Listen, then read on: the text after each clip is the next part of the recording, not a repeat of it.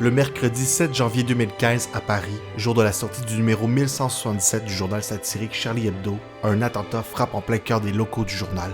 L'épisode d'aujourd'hui ne sera pas facile, mais je crois est nécessaire. Ne serait-ce que par un devoir de mémoire, mais aussi en respect pour les victimes et pour célébrer la liberté d'expression. Bonne écoute. Le 7 janvier 2015, vers 11h30, les frères Chérif et Saïd Kouachi pénètrent dans les bâtiments du local du journal Charlie Hebdo armés de fusils d'assaut. Voici un reportage de France 24 qui revient sur les événements entourant l'attentat contre Charlie Hebdo. Mercredi 7 janvier 2015, ces journalistes se réfugient sur le toit de leur bâtiment après avoir entendu des coups de feu dans les bureaux voisins, ceux de Charlie Hebdo. Un peu plus tôt, deux hommes sortent de leur Citroën noir puis pénètrent dans l'immeuble. Après avoir tué une personne au rez-de-chaussée, ils montent au deuxième étage dans la salle de conférence de rédaction du journal. Ils tuent le rédacteur en chef, Charb, et plusieurs figures de Charlie Hebdo. Une fusillade éclate ensuite entre les deux hommes et la première voiture de police arrivée sur les lieux. L'un des assaillants tire à bout portant sur un policier et le tue. En tout ce jour-là, 12 personnes perdent la vie. Les frères Kouachi, identifiés grâce à leur carte d'identité laissée dans leur voiture, deviennent les hommes les plus recherchés de France. Il s'ensuit l'une des chasses à l'homme les plus importantes de l'histoire de France. Les deux terroristes se réclament d'Al-Qaïda. Écoutez un entretien avec le journaliste Martin Boudreau, qui a vécu l'attentat et qui témoigne. Vous êtes journaliste à l'agence Première Ligne. Il faut dire que l'agence Première Ligne est installée en face de Charlie Hebdo, juste en face. Autrement dit, le commando, vous l'avez entendu arriver. Racontez-nous. Donc on a une dizaine de mètres de la porte de Charlie, on a le même hall d'entrée. Et en fait, l'un de nos collègues est descendu pour fumer une cigarette et il a aperçu deux hommes encagoulés avec des kalachnikovs depuis dehors qui arrivaient. Il est vite remonté dans l'agence. Il a compris ce qui se passait tout de suite. Il a compris ce qui se passait parce qu'il a entendu le tir sur la personne qui s'occupe de la maintenance, qui est décédée dans les bras de son collègue. Il est remonté vite dans l'agence et il a gueulé Kalash, Kalash, Kalash, et on s'est calfeutré dans le bureau. Ils ont pris en otage une collaboratrice de Charlie Hebdo pour qu'elle les oblige à faire le code, parce que pour rentrer chez Charlie, de même que pour rentrer chez nous, il faut un code. Et il l'a obligé à se faire ce code et ils sont rentrés dans les locaux de Charlie Hebdo. Et à ce moment-là, nous on a entendu surtout les rafales, les cris. Ça a duré combien de temps ? Ça a duré longtemps. Ça a duré entre plus de 5 minutes, 5 à l'intérieur des locaux. Puis après, ça dure encore plus longtemps, le temps qu'ils sortent. Des rumeurs ont circulé sur le fait qu'ils aient demandé à Charb, par exemple, de s'identifier. Oui, c'est ce que j'ai entendu aussi, d'après les témoignages que j'ai eus sur place. Ouais, je peux pas vous l'affirmer, mais moi, de ce que j'ai compris, je crois que ça s'est passé comme ça au début, et après, ça s'est généralisé en massacre. Et puis après, à ce moment-là, vous êtes toujours calfeutré sous vos bureaux. Entre-temps, on sort sur le toit. Parce qu'on ne sait pas trop où aller, on ne sait pas quoi faire, on essaie de fuir. Et là, vous pouvez voir la vidéo que j'ai faite. Alors, elle est là, la vidéo. C'est là, depuis le toit, ça c'est le moment où ils sortent. C'est quelques minutes après. Là, vous avez la fin, il y a 3 policiers en VTT qui viennent d'arriver le long de l'allée là et qui vont se faire prendre à partie. Donc c'est des tirs à hauteur d'homme qui sont faits pour tuer. À chaque fois, c'est des tirs pour tuer. Enfin, c'est des tirs à 2-3 coups. C'est jamais des rafales.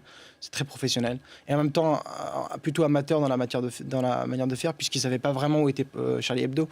Voilà, nous, juste après cette vidéo-là, on s'est rendu dans les locaux de Charlie Hebdo pour aider les pompiers et les docteurs. Là, vous ouvrez la porte et c'est l'épouvante. Alors, j'ouvre pas la porte. Moi, je dois être le 5e à rentrer avec... mais oui, c'est l'épouvante. On rentre, vous pouvez imaginer un local grand comme le vôtre avec une dizaine de corps par terre. D'un côté, les gens qui étaient morts à gauche et les survivants à droite qui étaient pétrifiés, qui ne bougeaient plus. Le lendemain matin, à Montrouge, en banlieue parisienne, un conducteur ouvre le feu. Il tue une jeune policière municipale de 27 ans. Les autorités annoncent que les suspects de l'attentat de Charlie Hebdo ont braqué une station essence à 100 km au nord de Paris. Plus de 88 000 agents sont déployés pour les traquer.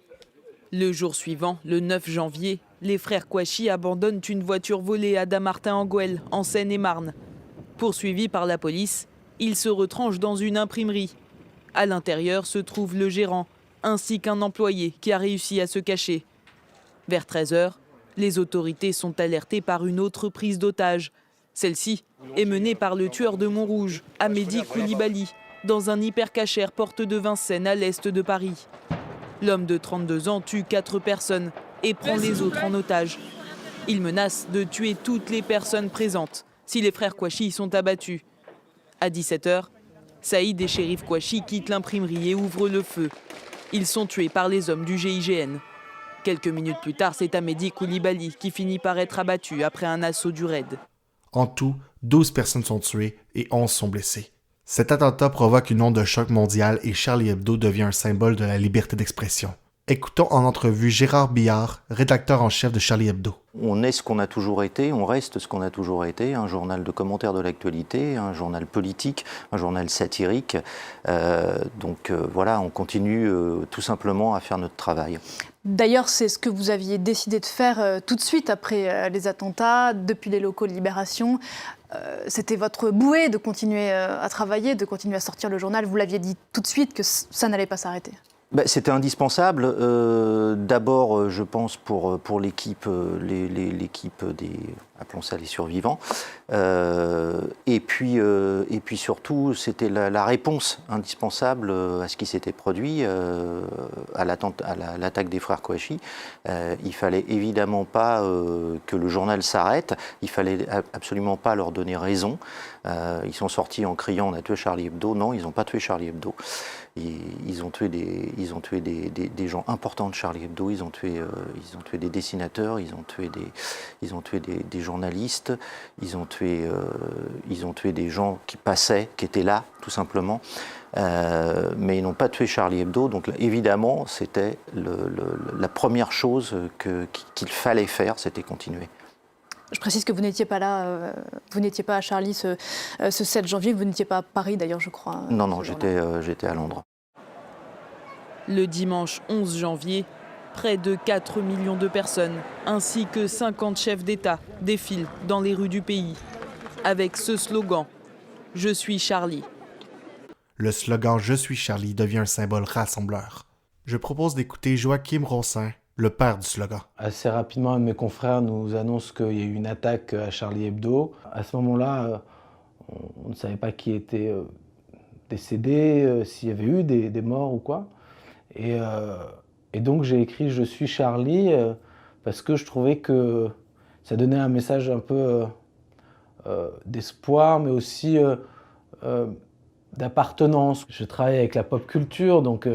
il y a certains éléments de l'histoire qui deviennent des éléments de pop culture, mais aussi du cinéma. Spartacus, quand un des prisonniers dit « Je suis Spartacus », il y a aussi, bien évidemment, Kennedy. Ich bin ein Berliner. Et là, j'ai quand même pas mal de mes confrères qui me disent « Mais dis donc, ton truc, il circule de plus en plus, là. » 2-3 heures après, l'AFP me contacte. Me demander de faire une déclaration sur pourquoi j'ai fait ça. Et de là, tout s'est emballé. Le soir même, place de la République, on s'est retrouvés. Le mercredi soir, on s'est retrouvés, il y avait pas mal de monde. J'ai commencé à voir quand même pas mal de panneaux « Je suis Charlie ». C'est là où j'ai compris que ça me dépassait, en fait. Ce qui était en train de se passer, ça me dépassait. J'ai parlé à Luz en premier.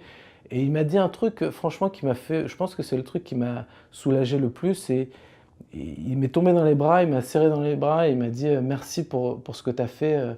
Je ne suis pas sûr que le 11 janvier aurait été ce qu'il a été si tu n'avais pas fait ce que tu as fait. » Donc c'est quelque chose d'énorme venant des gens de Charlie, parce que forcément, c'était aussi pour eux que je faisais ça, et avant tout pour eux que je faisais ça. C'est devenu une sorte de, comme on appelle un mème, où on le prend, on le décline, et on le digère, et pour en créer quelque chose de différent. C'est le propre de la pop culture, à partir du moment où un slogan devient populaire, ou une image, ou une vidéo, ou peu importe, c'est réinterprété pour devenir autre chose. Aujourd'hui, Charlie Hebdo est toujours publié et a des lecteurs à travers la planète. L'attaque contre Charlie Hebdo crée plusieurs cicatrices et débute une série d'attaques en France dans les jours et les mois qui suivent. Mais ça, c'est une autre histoire.